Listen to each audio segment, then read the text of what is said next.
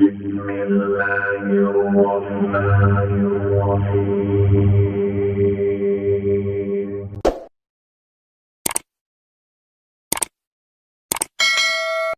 malam ini kita akan membahas satu kisah, satu di antara 25 Nabi dan Rasul, Nabi Allah Dzulkifli alaihi salam. Siapa Dzulkifli yang kita akan kisahkan ini? Namun sebelumnya kita akan berikan muqaddimah bahwa kisah-kisah dalam Al-Quran itu adalah cerita yang benar. Sebagaimana Allah mengatakan dalam surah Al-Kahfi, nahnu naqussu 'alaika naba'ahum bil haqq. Kami kisahkan kepadamu wahai Muhammad cerita-cerita dalam Al-Quran itu dengan benar. Dan Allah juga mengatakan dalam surah Al-Imran ayat 62, inna hadza lahuwal qasasul haq. Sesungguhnya ini adalah kisah-kisah yang benar. Artinya semua kisah dalam Al-Quran itu bukan cerita dongeng, tetapi memang begitulah kenyataannya. Tentu ketika Allah Subhanahu wa ta'ala mengkisahkan banyak kisah dalam Al-Quran itu bukan untuk didengar ceritanya saja, tetapi ada manfaat yang kita bisa petik. Sebagaimana Allah mengatakan dalam surah Yusuf ayat 111, laqad kana fi qasasihim ibratun liulil albab. Sungguh pada kisah-kisah mereka itu terdapat pengajaran bagi orang-orang yang mau mengambil pelajaran, orang-orang yang berakal. Lalu kenapa hampir sepertiga Al-Quran itu cara kisah? Tidak lain dan bukan, salah satunya adalah firman Allah Subhanahu wa ta'ala, wa kullan naqussu 'alaika min amba'ir rusul ma nutsabbit bihi fuadak. Dan semua kisah dari rasul-rasul yang kami ceritakan, kata Allah kepadamu wahai Muhammad, kisah-kisah itu adalah bisa meneguhkan hatimu. Jadi kisah-kisah yang diceritakan dalam Al-Quran kepada Rasul, kemudian Rasul menceritakan kepada kita, itu fungsinya besar untuk supaya hati kita ini tetap dan teguh. Maknanya kalau seandainya kita dirundung dengan berbagai macam masalah, maka para nabi juga sama. Bahkan tidak ada masalah yang lebih berat dihadapi kecuali mereka para nabi. Sehingga kita bisa mencontoh. Kalau kita diberikan penyakit, bacalah kisah Nabi Ayub. Kalau dakwah kita ditolak, bisa kita merujuk kepada kisah Nabi Nuh alaihi salatu wassalam yang berbagai macam uslub disampaikan kepada umatnya, semua ditolak. Kalau seandainya kemudian anak-anak kita meninggal dan begitu seterusnya, begitu juga Nabi Ayub, bahkan Nabi kita Muhammad SAW juga sama, dan begitu seterusnya, begitu seterusnya. Artinya bahwa sebagian kisah itu dijadikan hiburan supaya menenangkan hati kita, baik kepada Nabi sendiri ataupun kepada umatnya.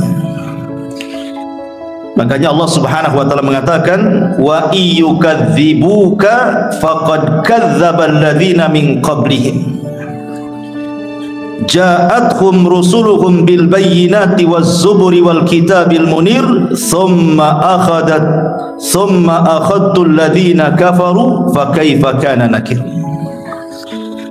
Dan jika mereka mendustakan engkau wahai Muhammad, sungguh orang-orang sebelum mereka juga telah mendustakan para rasul. Kepada mereka telah datang rasul-rasulnya dengan membawa mukjizat yang nyata, zabur dan kitab-kitab yang memberikan penjelasan yang sempurna. Kemudian aku azab orang-orang kafir, maka lihatlah bagaimana akibat kemurkaanku. Dari sini kita tahu bahwa sebagian kisah itu fungsinya juga memperingatkan orang-orang kafir. Bagaimana orang-orang kafir dahulu ketika mereka menentang Allah dan Rasulnya, apa akibatnya? Afalam yasiru fil ardi fayanzuru kaifa kana akibatul ladzina min qablihim dammarallahu alaihim walil kafirina amsaluha. Maka apakah mereka tidak mengadakan perjalanan di permukaan bumi sehingga mereka dapat memperhatikan bagaimana kesudahan orang-orang sebelum mereka? Allah menimpakan kebinasaan atas mereka dan orang-orang kafir yang akan menerima akibat-akibat seperti itu. Intinya bahwa semua kisah dalam Al-Quran itu banyak ibrah dan pelajaran. Ma'asyiral muslimin yang dimuliakan Allah Azza wa Jalla, tentu bagi kita seorang muslim menjadi motivasi kan untuk meneguhkan keimanan kita, bertambah wawasan kita, dan dijadikan penghibur bagi kehidupan kita. Sering saya katakan, ma'asyiral muslimin yang dimuliakan Allah Azza wa Jalla, di dalam Al-Quran tidak semua para nabi dan rasul itu dikisahkan. Makanya kenapa Allah Subhanahu wa taala sendiri mengatakan di dalam Al-Quranul Karim, sebagian mereka kami kisahkan, sebagian mereka tidak kami kisahkan. Tentu ada hikmah di dalam. Padahal jumlah para nabi dan rasul itu kan banyak ya. Sebagaimana hadis yang masyhur, hadis Abi Dzar Al-Ghifari radhiyallahu anhu, ketika dia ditanya atau bertanya kepada Nabi sallallahu alaihi wasallam, "Ya Rasulullah, ayyul anbiya kana awwal?" Rasul, siapa nabi yang pertama? Maka Rasul mengatakan Adam. Nabi yang pertama ya Adam. Qultu, kemudian aku katakan, "Ya Rasulullah, wa nabiyyun kana?" Apakah Adam itu nabi? Maka Rasul mengatakan, "Na'am, ya, nabiyyun mukallam." Dia nabi yang diajak bicara Allah. Dari sini menunjukkan bahwa Kalimur Rahman itu bukan hanya Musa saja. Adam juga disebut Kalimur Rahman. Karena dari 25 nabi dan rasul itu, yang pernah diajak dialog langsung oleh Allah tanpa perantara itu cuma 3. Pertama Adam alaihi salatu wassalam, karena Rasul mengatakan nabiyyun mukallam, nabi yang diajak bicara Allah. Yang kedua Nabi Musa, dan ini yang disematkan Kalimur Rahman itu kebanyakan kepada Musa. Dan Nabi kita Muhammad sallallahu alaihi wasallam ketika peristiwa Isra Mi'raj langsung diajak bicara tanpa perantara. Kemudian Abi Dzar bertanya lagi, "Ya Rasulullah, kam al-mursalun?" Berapa sih nabi-nabi dan rasul yang diutus itu? Qala, kemudian Rasul mengatakan 300 wa bid'ata asyara jamman ghafiran. Maka Rasul menjawab sekitar 300 sekian belas para rasul, mereka sangat banyak, kata Rasul. Dalam riwayat yang lain disebutkan ketika Rasul ditanya kam adadul anbiya, berapa banyak para nabi itu, maka Rasul mengatakan mi'atu alfin wa ishruna alfan, 120.000 nabi. Kemudian Nabi Dzar bertanya, lalu jumlah para rasul berapa? 300 wa 13 jamman ghafiran. Adapun jumlah para rasul 313 rasul. Dalam riwayat yang lain dari hadis Umamah, Nabi SAW menyebutkan jumlah para nabi itu 124.000. Dalam hadis Abi Dzar 120.000. Dalam hadis Abi Umamah 124.000. Kemudian jumlah rasul 315. Jadi ada yang mengatakan 313, ada yang mengatakan 315. Jumlah nabi ada yang mengatakan 120.000, ada yang mengatakan 124.000 nabi. Walaupun Syekhul Islam Ibn Taimiyah rahimahullahu taala mengatakan, wa hadza alladhi dzakarahu Ahmad wa dzakarahu Muhammad ibn Nasr wa ghairuhuma yubayyin annahum lam ya'lamu adadal kutubi war rusuli wa anna haditha Abi Dzarrin fi dzalika lam yathbut indahum. Kata Ibnu Taimiyah memberikan catatan, ini pendapat yang disebutkan Imam Ahmad, Muhammad ibn Nasr dan ulama-ulama yang lainnya.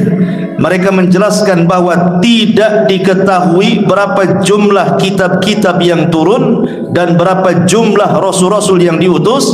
Adapun hadis Abi Dzar, kata Ibnu Taimiyah, dalam hal ini tidak sahih menurut mereka.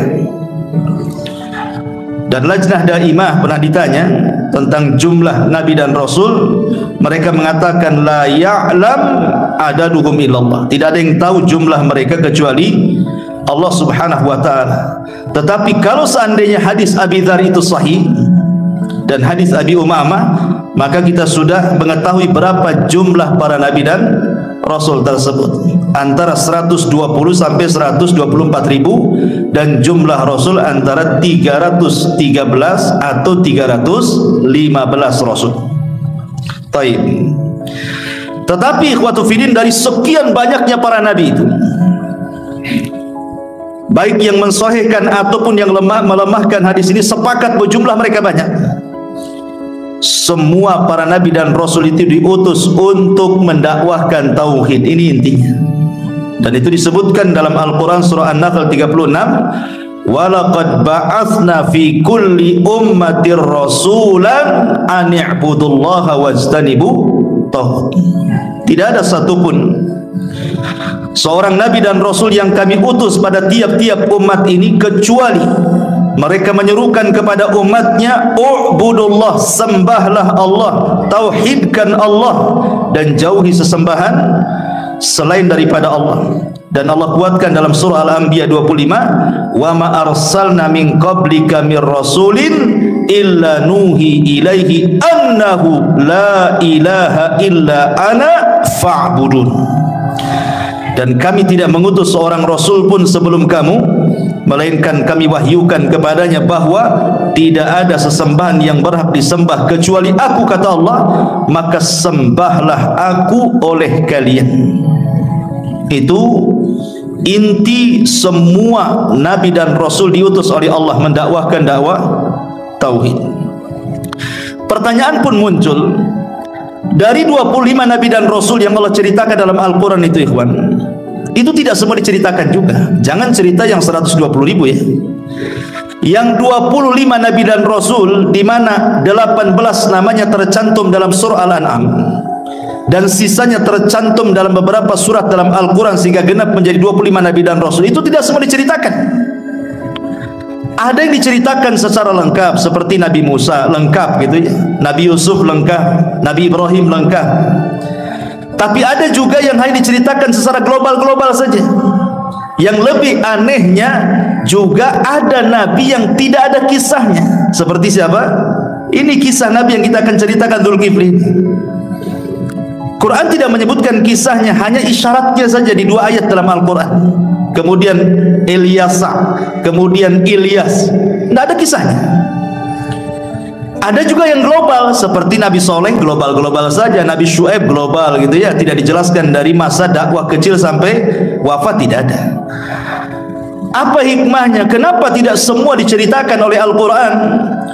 Tentu ketika Allah Subhanahu wa ta'ala hanya menceritakan beberapa nabi dan tidak menceritakan nabi-nabi yang lainnya, atau hanya menceritakan rasul-rasulnya dan sebagian tidak diceritakan secara detail, ada yang global, ada yang sama sekali tidak ada kisahnya.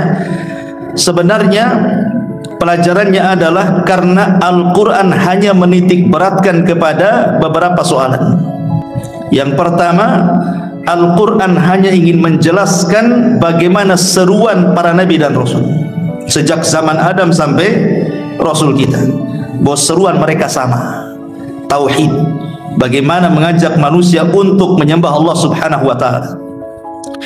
Kemudian Al-Quran hanya ingin menjelaskan tentang beragam sikap yang dilakukan para penentang nabi dan rasul, di mana sikap-sikap penentangan itu akan terus berlanjut sampai hari ini.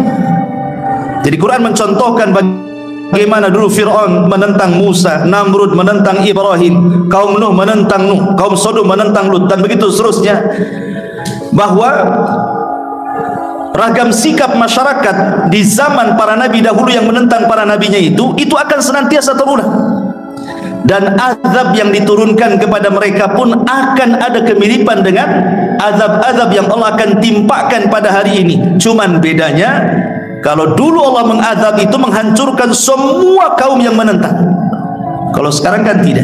Kenapa? Karena bentuk rahmat Nabi SAW diutus, orang kafir pun merasakannya. Apa rahmatnya? Mereka tidak diazab sebagaimana azab-azab yang pernah Allah timpakan di zaman itu secara rata. Ya mungkin sekarang ini gempa ada, tapi di sana gempa, di sini tidak, kan begitu. Banjir ada, sebagaimana dulu kaum Lut dihujani, maka ada juga kita lihat hujan yang begitu deras dan menghancurkan hanya beberapa daerah, gempa hanya daerah banjir, dan begitu seterusnya. Puting beliung yang mengangkat kaum Ad, ada juga puting beliung kan di negeri kita juga, tapi kan tidak merata, tapi kan kemiripan azabnya sama. Ya, artinya akan terulang seperti itu. Termasuk juga bagaimana perlawanan para nabi. Bahwa ini juga jadi pelajaran bagi kita orang-orang yang beriman yang mengikuti para nabi untuk berjihad melawan kesyirikan. Berbagai macam khurafat, penyimpangan, bid'ah dan yang semacamnya, itu menjadi sebuah pelajaran bahwa kita pun harus berjihad sama dengan mereka. Kemudian juga menjelaskan bagaimana sunnah ilahiyah yang berlaku pada seluruh masyarakat dan umat yang terus berkelanjutan. Artinya bahwa sunnah-sunnah kaun alam itu akan tetap ada sampai kiamat. Dan itu solusinya adalah dengan membaca kisah-kisah para nabi supaya kita bisa menghadapi apapun ujian yang kita bisa hadapi di masyarakat. Baik, kita masuk pada kisah bahwa siapa Dzulkifli ini, karena Al-Quran sekali lagi tidak menyebutkan kisahnya, hanya menyebutkan isyaratnya di 2 ayat. Jadi kita akan membahas 2 ayat ini walaupun pendek, maka kita akan usahakan mengambil beberapa referensi dari kalangan ahli tafsir, karena saya cari-cari juga memang tidak ketemu kisah yang sahih baik dalam hadis ataupun di dalam Al-Quran, memang hanya isyaratnya saja. Tapi kita akan upayakan supaya terang siapa Dzulkifli ini. Pertama, dalam surah Al-Anbiya ayat 85, Allah Subhanahu wa taala berfirman, wa Ismail wa Idrisa wa Dzulkifli kullun minas sabirin. Dan juga Ismail, kemudian Idris, kemudian Dzulkifli, semua orang-orang ini termasuk orang-orang yang sabar. Di sini Allah Subhanahu wa taala menyebutkan 3 nabi. Pertama Ismail, kedua Idris, ketiga Dzulkifli, dan di akhir ayatnya kullun minas sabirin. Semuanya hamba-hamba Allah yang sabar. Pertama Ismail. Kenapa Ismail disebutkan minas sabirin, termasuk hamba Allah yang sabar? Ingat ketika saya menceritakan tentang Ismail. Ismail ini diberikan oleh Allah kesabaran yang luar biasa sejak kecil.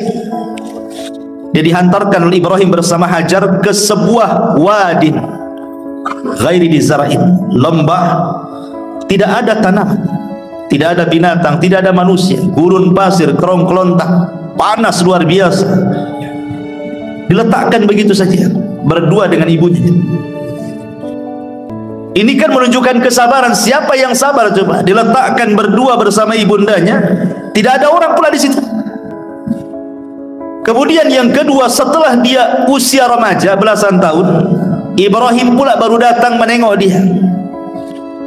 Tetapi kemudian dikagetkan dengan mimpi seorang nabi yang merupakan wahyu, di mana Ibrahim mengatakan kepada Ismail, ya bunayya inni ara fil manami anni adbahuka fanzur madza tara. Wahai anakku, semalam ayahmu bermimpi bahwa aku menyembelih dirimu, macam mana pendapatmu? Maka Ismail mengatakan, ya abatif al-ma tu'mar satajiduni insyaallahu minas sabirin. Nah, ini ada kalimat sabirin di sini. Kata Ismail, wahai ayahku, lakukan saja kalau memang itu perintah Allah. Cuman di sini takjubnya adalah kata-kata insyaallah-nya di sini. Insyaallah. Kalau Allah berkehendak, wahai ayahku, engkau akan mendapati aku termasuk hamba Allah yang sabar. Kenapa Ismail mengucapkan kalimat insyaallah? Ismail seolah-olah ingin mengatakan seperti ini kepada Ibrahim, wahai ayahku, kalau penyembelihan ini adalah kehendakmu dan juga kehendak Allah, maka aku siap disembelih, dan aku termasuk hamba Allah yang siap sabar dengan ketentuan Allah. Tapi kalau seandainya penyembelihan itu hanya engkau saja yang berharap, Allah tidak, gitu ya. Allah tidak berharap, ini keinginan engkau saja aku disembelih, maka engkau tidak akan mendapati aku termasuk hamba Allah yang sabar. Makanya Ismail mengatakan, insya Allah, kalau ini kehendak Allah kemudian kehendak kamu, apalah daya, Allah sudah berkehendak, pasti akan kau dapati aku termasuk hamba Allah yang sabar. Dari sini menunjukkan bahwa Allah sebut deretan Ismail, Idris dan juga Zulkifli termasuk hamba-hamba yang sabar, karena dia sabar dengan ujian, mau disembelih pula jawabannya. Nah, ini kan kesabaran yang luar biasa. Walaupun kemudian buah kesabaran akhirnya diganti dengan kambing gibas, wa fadainahu bidzibhin adzim wa taraknahu lil akhirin. Kami ganti dengan kambing gibas, dan cerita ini akan terus dikenang oleh orang-orang setelahnya sampai hari ini.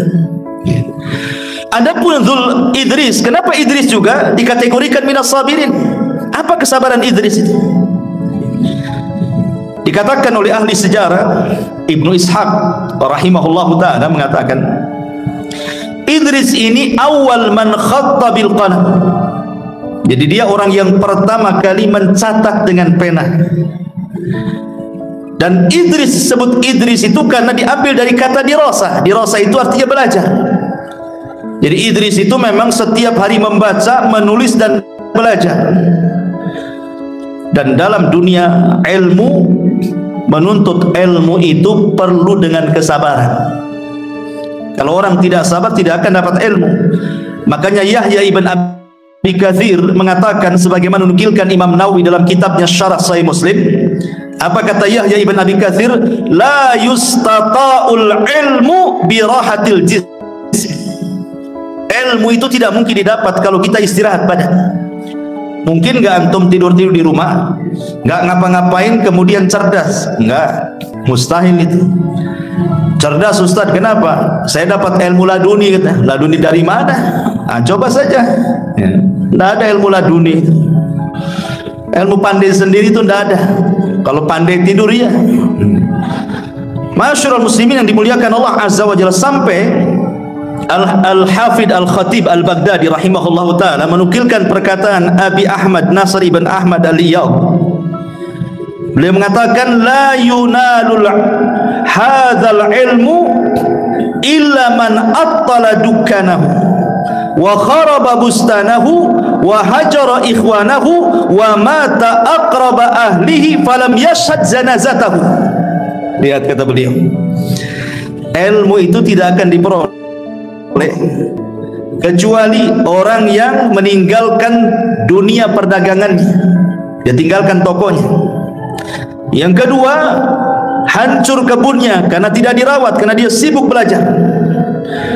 Kemudian yang ketiga, ditinggalkan kawan-kawannya karena dia fokus belajar. Kalaupun dia mati, terkadang keluarga terdekatnya tidak bisa menyaksikan jenazahnya. Boleh jadi dia meninggal di tempat lain, di tempat ketika dia rihlah thalabul ilmi, keluarganya nggak tahu. Sampai seperti itu ulama mengatakan bahwa ilmu itu tidak bisa diraih kecuali dengan beberapa perkara ini. Makanya kita lihat rihlahnya para thalabul ilmi itu, para ulama dulu, mereka tidak meninggal di tempat kelahirannya, terkadang meninggal di tempat belajarnya. Begitulah ilmu diraih. Makanya Imam Syafi'i rahimahullahu ta'ala atau Imam Ahmad pernah ditanya, ya Imam, mata tastamirru fi talabul ilmi wa qad asbahta imaman lil muslimin, katanya Imam Ahmad. Sampai kapan kau belajar? Kau sudah jadi imam kaum muslimin, dikenal dunia, masih saja kau membaca dan mencatat. Apa kata Imam Ahmad? Dia mengatakan ma'al makhbarati ilal makbarati. Aku akan tetap belajar selama pena masih ada tinta di tanganku, sampai aku dikubur di liang lahat. Begitulah para ulama. Dan Imam Syafi'i juga mengatakan haqqun ala talabatul ilmi bulughu ghayatan warrabatu ilallahi ta'ala fil auni alaihi. Kata Imam Syafi'i, wajib atas penuntut ilmu itu mengerahkan semua daya dan upaya untuk mendapatkan sebanyak-banyak ilmu. Kemudian sabar dengan rintangan-rintangan ketika menuntut ilmu, karena menuntut ilmu itu nanti rintangan, setan tidak suka masalahnya.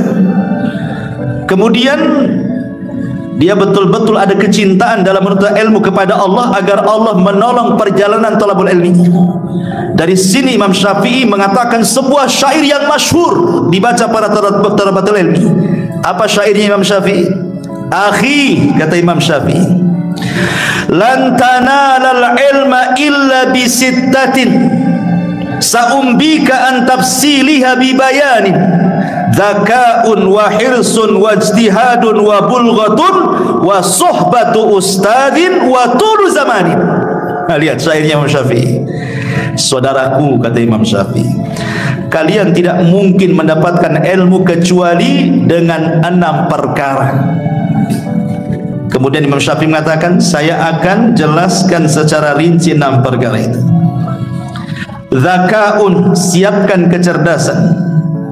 Wahirsun, siapkan semangat. Wajtihadun, siapkan kesungguhan. Wabulghatun, siapkan biaya. Wasuhbatu ustadin, harus ada ustad yang menemaninya. Belajar sama syekh siapa? Watulu zamanin, dan panjangnya waktu, tidak bisa diringkas dari ilmu itu. Sehari 2 hari ingin pandai, tidak bisa lah, harus tahunan ya, baru orang dapat ilmu. Dan ini tidak mungkin diraih dengan kesabaran, kecuali dengan sabar baru bisa diraih ilmu-ilmu ini. Makanya di sini kembali kepada ayat, Idris digolongkan sebagai nabi-nabi Allah yang sabar. Kemudian Zulkifli, kenapa Zulkifli dimasukkan kepada hamba-hamba yang sabar? Nanti kita akan kisahkan. Kemudian ayat yang kedua dicantumkan dalam surah Sad ayat 48. Wadkur Ismaila wal Yasa'a wa Dzulkifli wa kullu minal akhyar. Wadkur, sebutkan wahai Muhammad tentang kisah Ismail, Ilyasa, kemudian Dzulkifli, semua adalah orang-orang pilihan. Di sini Allah gandengkan antara Ilyasa dengan Dzulkifli. Nanti ada hubung kait antara Ilyasa dengan Dzulkifli ini, maka disebutkan satu redaksi ayatnya. Baik. Dari sini menunjukkan bahwa dari 2 ayat ini surah Al-Anbiya pertama, surah Al-Anbiya tadi ayat 85, dan juga surah Sad ayat 48, inilah 2 ayat yang menceritakan tentang kisah Dzulkifli. Dan dalam 2 ayat ini Allah sebutkan 2 sifat. Pertama, minas sabirin, bahwa Dzulkifli termasuk hamba Allah yang sabar, dan itulah sifat para nabi. Yang kedua, minal mukhtarin, mereka nabi-nabi pilihan. Tentu ada keutamaannya kenapa mereka dipilih. Baik, kita masuk pada kisah Dzulkifli. Ma'asyiral muslimin yang dimuliakan Allah Azza wa Jalla, saya akan sebutkan 2 hadis saja dan 1 kisah. 2 hadis dan 1 kisah. Masalahnya 2 hadis ini semuanya lemah, tidak ada yang sahih. Adapun 1 kisah ini adalah pendapat Imam Mujahid ketika mentafsirkan ayat yang bicara tentang Dzulkifli. Tapi kita tahu siapa Imam Mujahid kan? Imam Mujahid seorang ulama ahli tafsir. Artinya para ahli tafsir setelah Imam Mujahid kalau menceritakan tentang Zulkifli pasti mengacu kepada perkataan Imam Mujahid. Bagaimana kisahnya nanti? Kita akan sebutkan hadisnya dulu. Tetapi sebelum itu kita akan menjelaskan siapa Zulkifli ini, nasabnya, kemudian kenapa disebut Zulkifli, baru masuk pada dua hadis dan satu kisah ini. Adapun Zulkifli sendiri memang menjadi bahan polemik para ulama. Sebenarnya siapa Zulkifli? Ada yang mengatakan Zulkifli adalah Ilyas ibn Yasin. Nabi Ilyas dengan Zulkifli itu satu nama sebenarnya. Nasabnya sampai kepada Nabi Harun. Ada yang mengatakan dia adalah Zakaria. Kenapa? Karena Nabi Zakaria itu mengkafil Maryam, makanya disebut Zulkifli. Ada yang mengatakan bahwa dia adalah Yusa ibn Nun. Tapi ada juga yang mengatakan, dan ini yang banyak dikuatkan, namanya Bishr ibn Ayyub. Namanya Bishr ibn Ayyub. Kenapa? Karena ada kemiripan sifat. Saya sudah jelaskan pada antum tentang kisah Nabi Ayub kan, bagaimana kesabaran Ayub yang luar biasa. Bayangkan dia ditimpa oleh Allah Subhanahu wa taala dengan berbagai macam musibah yang enggak kepikir orang bisa sabar. Hartanya habis, anaknya mati semua, dikasih penyakit berlasan tahun, dan dia tidak pernah mengeluh. Sehingga ketika Ayub Allah kembalikan nikmatnya, punya dinya hanya sekitar 12, akhirnya Allah ganti menjadi 26 anak kan, laki-laki dan perempuan. Lah salah satu anak Ayub itu namanya Bishr ibn Ayyub, dan dialah yang melahirkan sifat-sifat kesabaran Ayub. Makanya Allah katakan kullun minas sabirin. Jadi Zulkifli ini termasuk hamba-hamba Allah yang sabar. Ini yang banyak dikuatkan bahwa namanya Bishr ibn Ayyub karena Zulkifli ini bukan diambil dari Zu dan Al-Kifli. Ya, artinya pemilik dalam bahasa Arab. Zu kalau dalam bahasa Arab ya, pemilik. Seperti Zulkarnain. Bukan nama Zulkarnain itu. Qarnain itu artinya dua tanduk. Zu itu pemilik dua tanduk, itu maksudnya. Baik. Jadi ini khilaf ulama. Tapi ada juga yang mengatakan dia bukan nabi. Zulkifli itu bukan nabi, dia rajulun saleh. Dia orang saleh. Samalah dengan Zulkarnain, sama dengan Khidir diperselisihkan apakah dia nabi atau bukan. Sama dengan Luqman dalam Al-Quran, ada surah Luqman, itu bukan nabi. Ada juga yang mengatakan dia bukan nabi. Dan yang mengatakan bahwa Zulkifli bukan nabi ini adalah riwayat dari Imam Ibnu Jarir At-Tabari dan juga Ibnu Abi Naji dari Mujahid, annahu lam yakun nabi innama kana rajulan salihan. Dia bukan nabi, dia hanya rajulun salih, orang saleh saja. Wa kana takaffala li bani qaumihi an yakfiyahum amrahum wa yaqdiya bainahum bil adli fasumya Dzulkifli. Dia itu orang saleh yang mengkafil seluruh kaumnya dengan memberikan kebutuhan dan hajat mereka, kemudian memberikan hukum keadilan kepada masyarakatnya. Sejak itulah disebut Dzulkifli. Tetapi pendapat yang kuat wallahu alam, sebagaimana disebutkan oleh Imam Ar-Razi dalam tafsirnya, bahwa Dzulkifli adalah seorang nabi. Kenapa? Satu, karena ketika Allah Subhanahu wa taala menyebutkan Dzulkifli itu di dalam surat apa? Surat Al-Anbiya. Apa arti Al-Anbiya? Para nabi. Dia tidak dicantumkan dalam surah Al-Baqarah, An-Nisa, Al-Imran kan itu ya. Tapi dicantumkan dalam surah Al-Anbiya. Al-Anbiya itu artinya para nabi. Makanya Imam Ar-Razi mengatakan Dzulkifli seorang nabi karena dicantumkan dalam teks surah Al-Anbiya, menceritakan tentang kisah para nabi. Ini satu.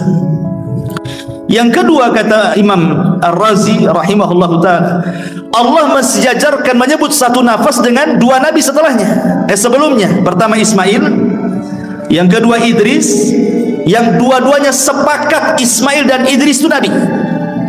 Kemudian disebut satu nafas setelah Allah menyebutkan Ismail, Idris, kemudian Dzulkifli. Artinya Dzulkifli juga nabi, sama dengan Idris, sama dengan Ismail. Ini juga kata Imam Ar-Razi yang mengatakan Dzulkifli itu bukan orang soleh, tapi dia nabi. Kemudian yang ketiga, kata Imam Ar-Razi rahimahullahu taala, karena arti al-kifli itu artinya Allah lipat gandakan. Sebagaimana Allah mengatakan dalam Al-Quran, ya ayyuhalladzina amanu ittaqullaha wa aminu bi rasulihi yu'tikum kiflaini min rahmatihi wa yaj'al lakum nuran tamshuna bihi wa yaghfir lakum wallahu ghafurur rahim. Wahai orang-orang yang beriman, bertakwalah kepada Allah dan berimanlah kepada Rasulnya, niscaya Allah memberikan rahmatnya kepadamu dua bagian. Jadi arti kifl itu artinya Allah lipat gandakan. Jadi kalau dia beramal, Allah lipat gandakan pahalanya. Dan tidak ada di zaman itu yang dilipat gandakan pahalanya kecuali para nabi. Karena ada orang soleh, ada para nabi. Sejak dulu suka ada kelompok-kelompok yang disebut orang-orang soleh dan para nabi. Dan yang dilipat gandakan pahalanya tentu seorang nabi, bukan orang soleh. Dari tiga alasan inilah maka Imam Ar-Razi mengatakan bahwa Dzulkifli nabi, dan yang sahih wallahu a'lam, yang betul adalah Dzulkifli itu satu di antara 25 nabi dan rasul. Adapun kenapa disebut Dzulkifli, Al-Imam At-Tabari rahimahullahu taala ya menjelaskan kenapa disebut Dzulkifli. Ada beberapa riwayat yang disebutkan. Pertama, beliau menyebutkan bahwa Dzulkifli ini dulu ada kisah, ada beberapa kisah. Dia cantumkan beberapa kisah. Pertama, kisah dari Ka'ab al-Ahbar. Ka'ab al-Ahbar ini seorang rahib Nasrani yang masuk Islam di zaman Umar bin Khattab, sehingga dia banyak menceritakan tentang kisah-kisah Israiliyat, karena dulunya mantan pendeta kan, lebih paham dia tentang kisah-kisah Israiliyat. Jadi Ka'ab al-Ahbar ini mengatakan, kana fi bani Israil malikun kafirun famarra bi biladihi rajulun salihun faqala wallahi in kharajtu min hadhil bilad hatta a'ridu ala hadzal malik al-islam fa arada alaihi faqala ma jazai qala al-jannah. Dahulu di zaman Bani Israil ada raja kafir kepada Allah Azza wa Jalla. Kemudian lewatlah orang soleh di tempat itu. Di tempat itu ada orang laki-laki soleh sedang safar, kebetulan lewat di tempat itu. Lah rajanya kafir. Kemudian orang soleh ini mengatakan, saya tidak akan keluar dari daerah ini sampai kutawarkan Islam kepada raja itu.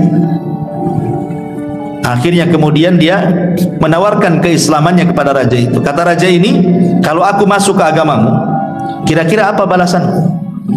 Maka orang soleh mengatakan al-jannah, sorga. Kemudian dia menyebutkan tentang sifat-sifat sorga. Allah takdirkan akhirnya raja ini masuk Islam. Raja ini dengan sebab dakwahnya orang saleh ini akhirnya masuk Islam. Kemudian raja ini mengatakan, man yatakaffalu li bidzalik. Kalau aku masuk surga, siapa yang bisa menjamin aku masuk surga? Kau mengatakan kalau aku masuk agamamu, kau katakan aku masuk surga, siapa yang menjaminnya? Maka orang saleh mengatakan, ana, saya akan menjamin. Man takaffal, siapa yang menjamin li aku? Kata orang ini mengatakan, ana, saya akan menjamin. Maka setelah dia punya keyakinan, maka raja ini baik keislamannya, kemudian taat kepada Allah Azza wa Jalla. Akhirnya kemudian dia pun meninggal. Si raja ini meninggal ya. Ketika meninggal itu dia dikubur. Kemudian tiba-tiba kuburannya belah, kemudian tangannya naik ke atas, tangannya keluar dari kuburannya. Kemudian tiba-tiba ada cahaya dari dalam kuburan itu. Kemudian ada suara yang mengatakan, innallaha qad ghafarali. Rupanya raja dalam kuburan itu mengatakan, Allah telah mengampuni dosa-dosaku, wa adkhalanil jannah, dan Allah masukkan aku ke dalam surga. Kemudian wa waffa an kafalati fulanin fa asra'an nas ila dzalika rajul. Ketika ada keajaiban dari sang raja itu bahwa dia bicara masuk surga, maka semua rakyatnya menghampiri orang soleh itu. Kemudian semua masuk Islam. Semua masuk Islam. Lah sejak itulah ketika mereka semua masuk Islam dan dia bisa menjamin raja itu masuk surga gitu ya, maka orang-orang pun mengatakan Dzulkifli karena dia menjamin raja itu masuk surga. Maka sejak itu disebut Dzulkifli. Ini kisah disebutkan oleh Ka'ab al-Akhbar. Ya, baik. Ini satu kisah. Kemudian kisah yang lain dijelaskan disebut Dzulkifli itu. Ahli tarikh mengatakan karena dia takaffala bi ba'di ta'ati wa waffa biha. Dia betul-betul menjalankan perintah Allah Azza wa Jalla dan dia sempurnakan ketaatannya kepada Allah. Sejak itulah kemudian dia disebut Dzulkifli. Kenapa? Karena satu, Dzulkifli itu dikenal tidak berhenti salat malam. Yang kedua, dikenal tidak berhenti puasa sunnah. Ini yang paling hebat. Tidak dikenal marah. Dzulkifli bagaimana caranya nggak pernah marah. Ini yang hebat yang ketiga. Kalau orang sholat malam bisa, kalau orang puasa sunnah bisa, tapi kalau orang nggak marah ini macam mana caranya? Iya kan? Inilah sifat yang dimiliki Dzulkifli yang tidak ada pada nabi-nabi yang lainnya. Dia tidak pernah marah. Sebagaimana sabda Rasul mengatakan apa? Orang yang kuat itu bukan ahli gulat, tetapi orang yang kuat itu orang yang bisa menahan hawa nafsunya ketika emosi atau marah. Makanya Rasul mengatakan la taghdab la taghlab la taghlab taraddada miraran la taghdab. Jangan marah, jangan marah, jangan marah dan begitu seterusnya. Masyarul muslimin yang dimuliakan Allah Azza wa Jalla. Baik. Ada juga yang mengatakan bahwa di zaman Dzulkifli itu banyak para nabi dibunuh Bani Israel. Sampai dalam satu hari itu ada 400 Bani Israel, yang 300 dibantai, yang 100-nya sembunyi di rumah seorang laki-laki yang saleh. Akhirnya yang 100 nabi ini, orang soleh inilah yang kemudian mengkafilnya, ngasih makan, ngasih minum, ngasih tempat diselamatkan dari Bani Israel. Maka sejak itulah karena dia mengkafil para nabi, maka disebut Dzulkifli. Ada juga yang mengatakan seperti itu. Karena orang Yahudi kan ma'ruf di zaman itu, fariqon kadzabu wa fariqon taqtulun. Sebagian mereka mendustakan para nabi, sebagian mereka membunuh para nabi kan. Maka kemudian seorang soleh ini mengkafir 100 nabi yang selamat, maka sejak itulah disebut Dzulkifli. Ada juga yang mengatakan seperti itu. Wallahu alam ya. Yang jelas bahwa ada dua hadis yang kita akan jelaskan dan satu kisah. Hadis yang pertama. Hadis ini disebutkan riwayatnya dari Abdullah ibn Umar radhiyallahu anhu. Dikeluarkan oleh Imam Tirmidzi dan juga Imam Ahmad dari Ibnu Umar radhiyallahu anhuma. Dia mengatakan sami'tun nabiyya sallallahu alaihi wasallam yaqul. Kata Ibnu Umar, aku mendengar Rasul bersabda, kanal kiflu min bani Israil la yatawarra'u min dzambin amilahu. Dalam riwayat kana rajulun yuqalu lahu Dzulkifli la yatawarra'u min dzambin amilahu. Jadi di zaman Bani Israel, kata Abdullah bin Umar, ada orang namanya Al-Kiflu. Dalam riwayat seorang laki-laki yang disebut dengan Dzulkifli. Orangnya nggak takut dosa, nggak takut dosa. Kemudian suatu hari dia suka dengan seorang wanita. Fa'atathu imra'atun fa'ataha sittina dinaran. Dia suka dengan seorang gadis. Gadis ini gadis baik-baik, gadis perawan, tidak pernah berzina, gadis baik-baik, diajak berzina. Kemudian dijanjikan akan diberikan sittina dinaran, 60 dinar. Baik besar 60 dinar gitu di zaman itu ya. Untuk apa? Ala an yata'aha, supaya dia bisa menggaulinya, berzina dengan wanita itu. Akhirnya karena wanita itu berhajat dengan uang, kelilit hutang dan begitu seterusnya, terpaksalah wanita itu mau berzina dengan Al-Kiflu atau Dzulkifli ini, dengan catatan diberikan uang sittina dinar, 60 dinar. Falamma qa'ada minha maq'ada ar-rajuli min imra'atihi, ketika betul-betul hampir berzina, sudah membuka auratnya semuanya, apa yang terjadi? Maka irtadda'at atau ar'adat wabakat, tiba-tiba wanita itu ketakutan, kemudian menangis. Faqala, maka Zulkifli mengatakan, ma yubkiki a'akrahtuki, apa yang membuat anda menangis? Apakah kau benci aku? Katanya. Qalat, wanita itu mengatakan, la, tidak, aku tidak benci kamu.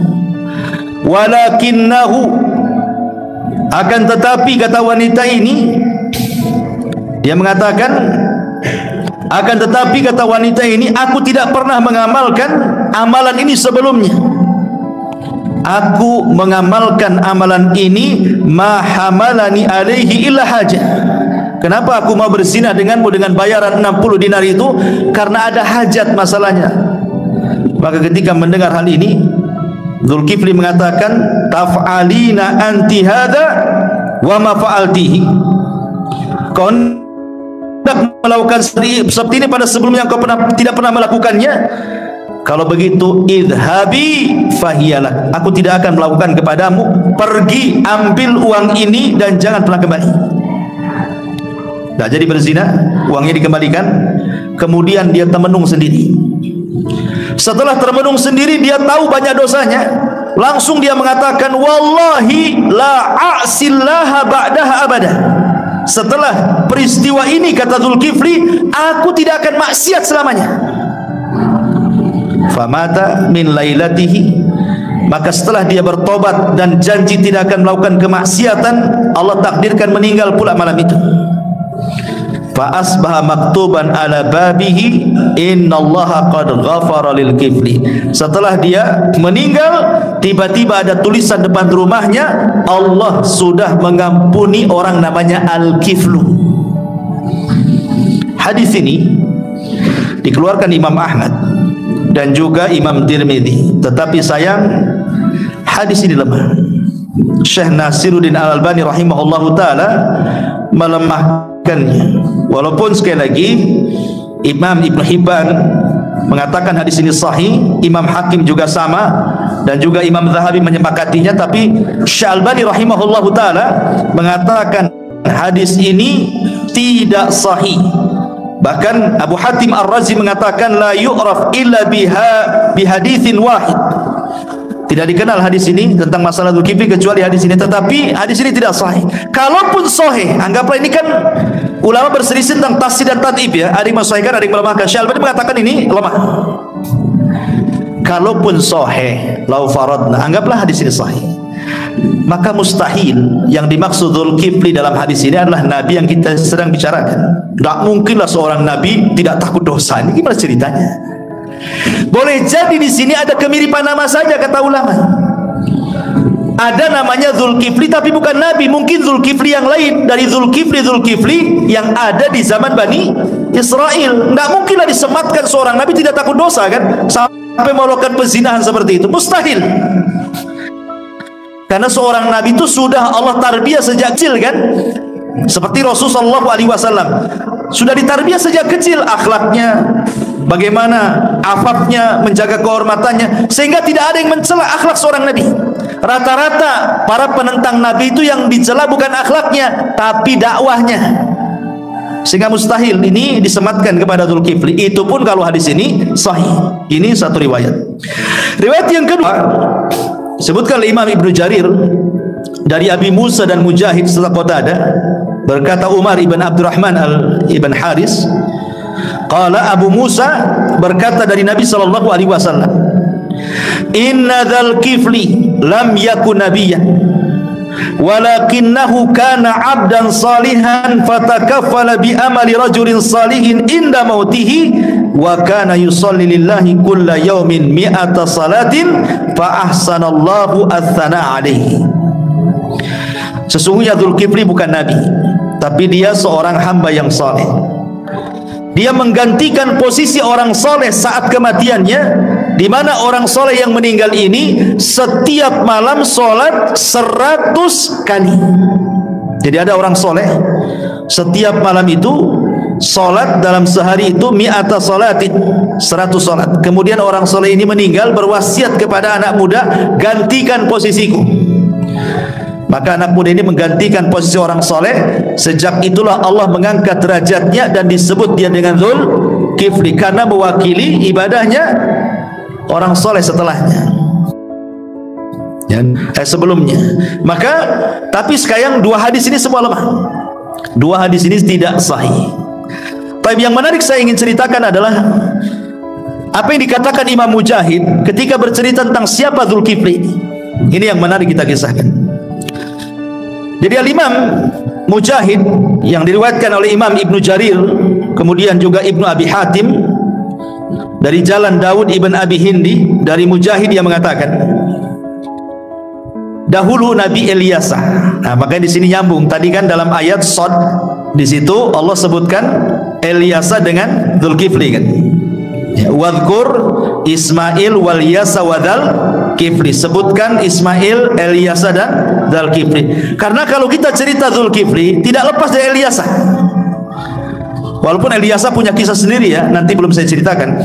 Tapi masalahnya dahulu kata Imam Mujahid, Nabi Ilyasa ini karena sudah tua, sudah renta, dan sudah dihabarkan kematiannya, bahwa dia akan sebentar lagi akan meninggal. Begitulah para nabi, mereka diberitahu kematiannya. Sama dengan Nabi kita kan diberitahu kematiannya. Ketika Nabi SAW berada di kamar Aisyah, datang malaikat Jibril kan, kemudian mengatakan, ya Muhammad, Allah telah berikan dua pilihan. Mau tidak kau tetap hidup dengan berbagai macam kenikmatan dunia yang Allah akan berikan kepadamu, ataukah engkau lebih baik meninggal dunia dan berjumpa dengan kawan-kawan di Rafiqil A'la? Tapi Rasul memilih apa? Ila Rafiqil A'la. Artinya hanya para nabi yang diberitahu kematiannya, selain Nabi tidak. Makanya kita katakan orang-orang Syiah yang mereka meyakini tentang 12 imam, mengetahui yang gaib katanya, bahwa salah satu kegaiban yang diketahui 12 imam Syiah itu mampu memprediksi kematiannya katanya. Ini konyol ikhwan. Kenapa? Lah kalau seandainya imam-imam Syiah itu memprediksi kematiannya tahu, ngapain Husain itu harus safar dari Madinah ke Kufah? Kalau kemudian dibantai kepalanya, dipisahkan dari badannya kan? Ngapain itu bunuh diri namanya? Udah tahu kematiannya di situ, masih juga berangkat dia. Menunjukkan Husain tidak tahu yang gaib.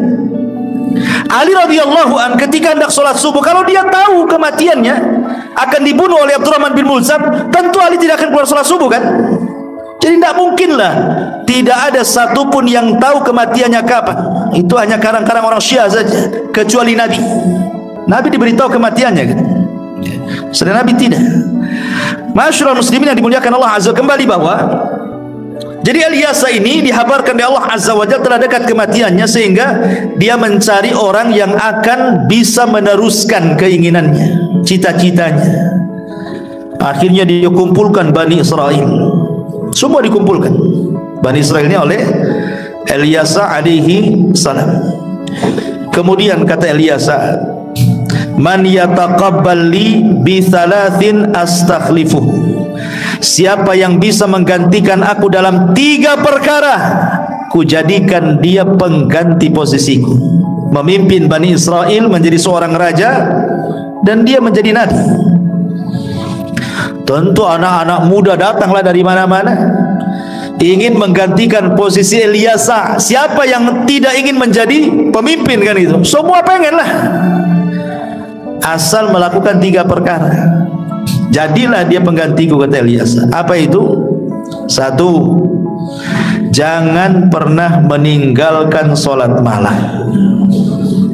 Tidak boleh meninggalkan sholat, setiap malam harus sholat. Yang kedua, kalau siang jangan meninggalkan siamun nahar, puasa sunnah. Jadi siangnya puasa, malamnya sholat malam. Gimana caranya coba? Kapan tidurnya? Ya. Kemudian ini yang paling berat, wa alla taghdab, jangan marah. Ketika memutuskan sebuah urusan atau kesehariannya, jangan pernah marah. Siapa yang bisa melakukan 3 perkara, dialah cocok penggantiku. Akhirnya anak muda mundur teratur. Siapa yang bisa melakukannya gitu? Malam sholat malam udah tinggal, siang puasa sunnah nggak pernah batal, kemudian nggak pernah marah pula. Siapa yang sanggup? Rupanya adalah anak muda saleh. Dia mengatakan, saya siap untuk mengerjakan 3 perkara itu. Akhirnya kemudian anak muda yang saleh ini mulailah dia mengikuti jejak Ilyasa. Malam tidak pernah tinggal sholat, siang tidak pernah tinggal puasa, dan dia berusaha untuk tidak marah. Akhirnya hasadlah iblis. Iblis hasad sama orang ini.